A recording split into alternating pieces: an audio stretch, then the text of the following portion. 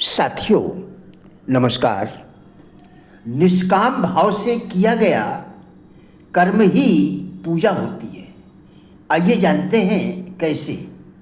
मैं राजेंद्र भाटिया आज इसी विषय पर आपके साथ वार्ता करूंगा।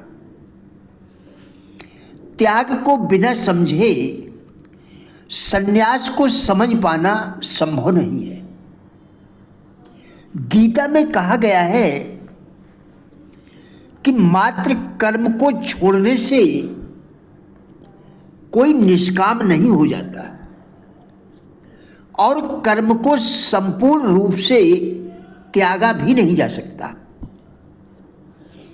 इसीलिए भगवान श्री कृष्ण जी अर्जुन को पहले त्याग के विषय में अभिमत अर्थात विचार से परिचित कराना चाहते हैं।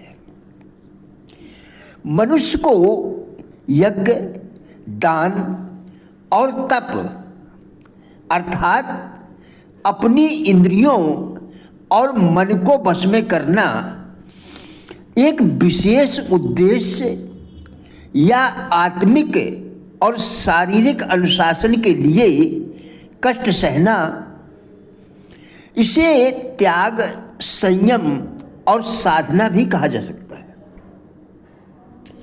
ये तीनों कर्म मन की पवित्रता के लिए आवश्यक होते हैं।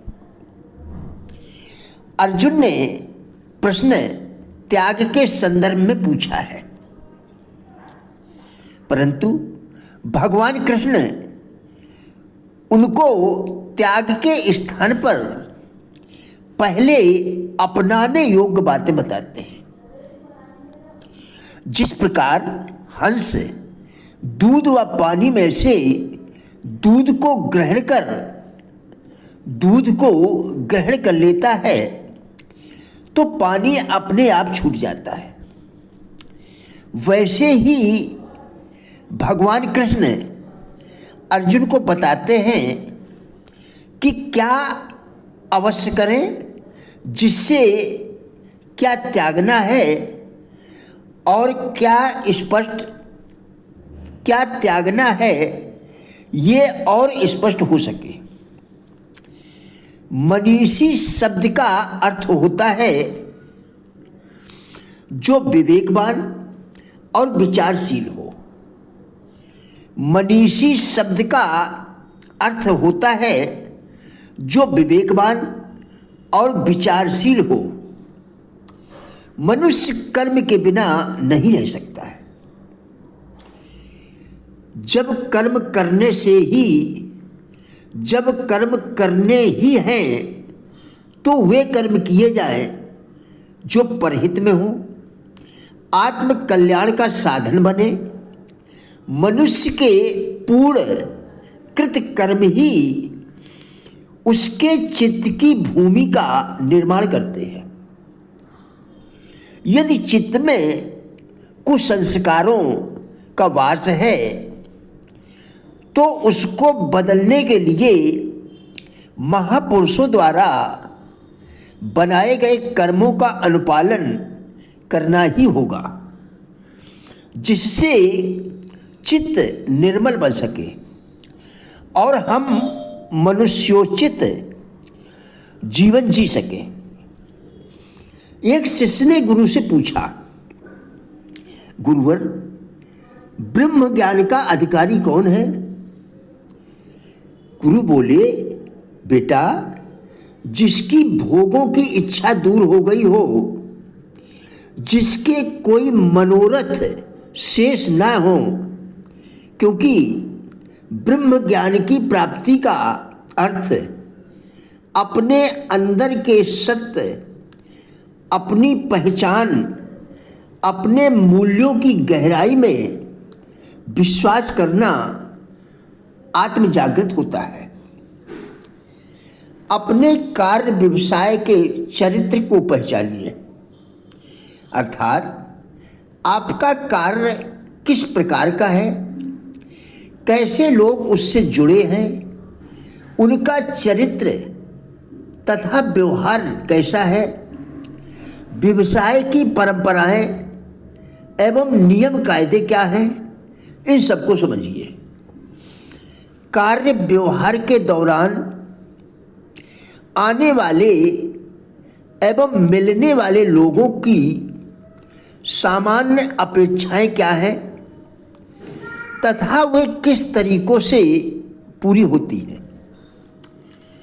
उपरोक्त दो बातों का अध्ययन हो जाने के उपरांत उस परिस्थिति में आप कहाँ व कैसे फिट होते हैं जानिए एवं एक नीति निर्धारित करिए।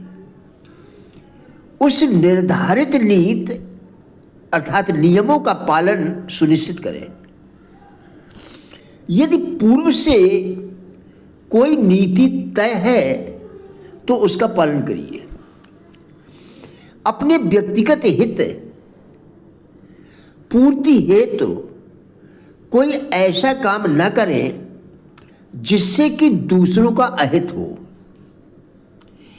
अत्यधिक कठोर रवैया ना अपनाएं। यदि कोई कार्य आप कर सकते हैं एवं उससे किसी प्रकार का कोई नुकसान नहीं हो रहा है तो मात्र कठोर ईमानदारी के चक्कर में उसे रोककर अपने सहयोगियों एवं सामने वाले की नाराजगी मोल न लें। समय समय पर आपके सिद्धांतों का विश्लेषण, उसमें आवश्यकता अनुसार परिवर्तन एवं परिवर्धन करते रहें। अपनी छवि को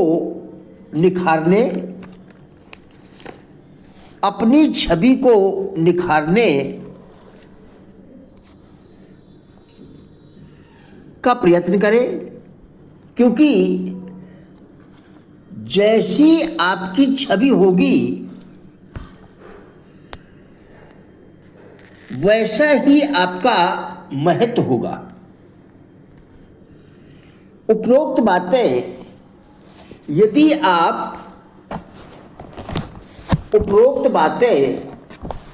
आप अपने कार्य व्यवसाय के साथ साथ अपने परिवार एवं समाज में भी अपनाकर एक अच्छी छवि कायम कर सकते हैं।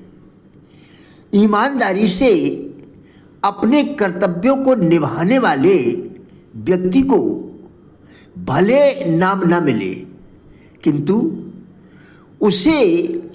उससे जो आत्मिक संतोष मिलता है उसकी कोई तुलना नहीं की जा सकती। थियोडोर रूजवेल्ट ने कहा है, प्रसिद्ध होने की बजाय ईमानदार होना अधिक अच्छा है। साथियों, हमारा उद्देश्य इन वीडियोस के द्वारा लोगों में जीवन के प्रति सकारात्मक दृष्टिकोण एवं जिज्ञासा पैदा करना है। कृपया वीडियो पूरा देखकर विचार करें, क्या यह आपके लिए उपयोगी है? यदि हाँ, तो कृपया लाइक, शेयर व चैनल को सब्सक्राइब करके हमारा भी उत्साह बढ़ाएं। वीडियो देखने के लिए धन्यवाद।